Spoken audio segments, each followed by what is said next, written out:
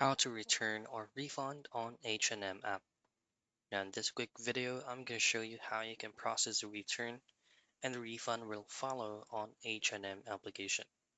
Before doing so, ensure that the H&M application you're using is updated to its latest version. Open up the app and make sure that you're logged in. At the lower right, you should be able to see a profile icon which will redirect you into your account settings and as well as your orders. Now, processing a return on H&M application is actually a bit complicated because what you want to have to do first is to register the specific item that you receive within 30 days. So again, register return, the very first item that you would like to be returned and process a refund in it.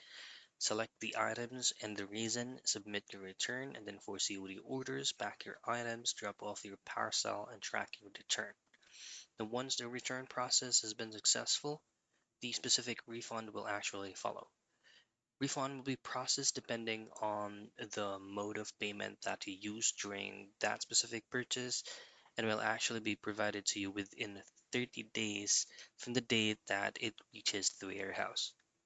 And that is how you return a refund on H&M app.